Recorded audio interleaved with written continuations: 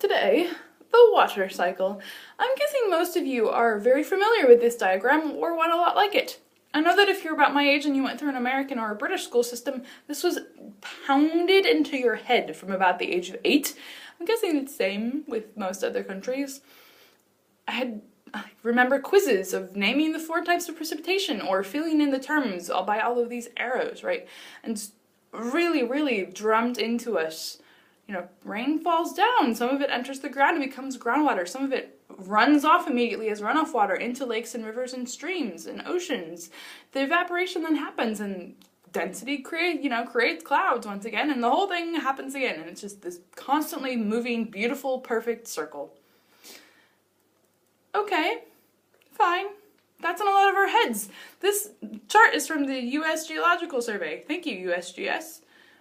Even people who do water for their living are basing their assumptions about water around this. And it's wrong. Why, you ask? Well, I'm Rebecca Farnum, this is Ramblings with Rebecca, and I'm not in this picture. No, this isn't a vain ego trip. You're not in this picture either. Humans are not in this picture. The millions of ways that humans interact with the hydrocycle and the hydro movements and water influence humans, not here. Animals. Other ecosystems, desert, rainforest, ice caps, nothing, so much is not here, right? But it's continuing to really dictate the ways that we think about and deal with water from a policy management perspective. And it's just not helpful because it's so very wrong. So wrong that some people have nicknamed this the hydroillogical cycle instead of the hydrological cycle.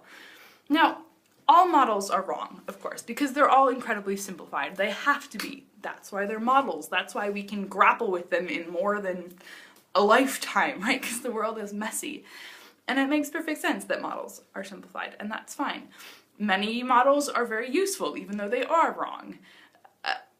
But when you have one model that is so completely not accurate anymore, if it ever was, that is dictating so much of the way we think and our policies around a topic that's as broad as water is, I think it's really problematic. So things that aren't in that cycle.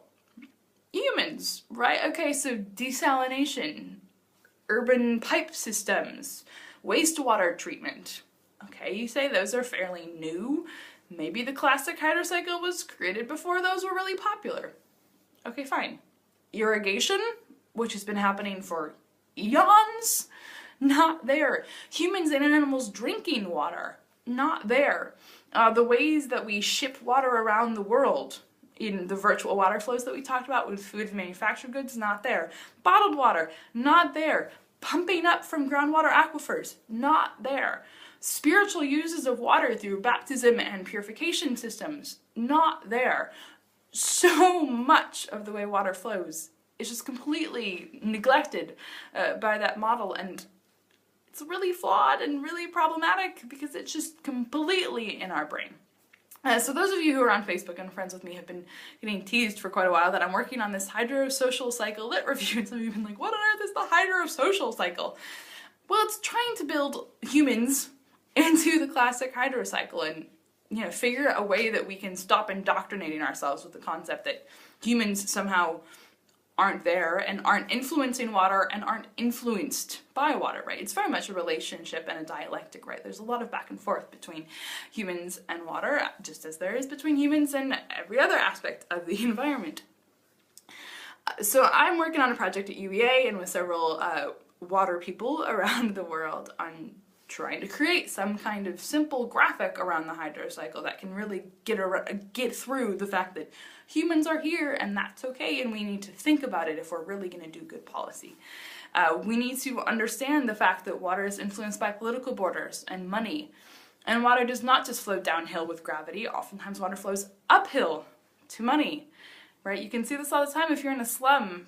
A lot of slum dwellers live by a pipe and they can see it going up to the big fancy house at the top of the hill while all of the crap is flowing down to them.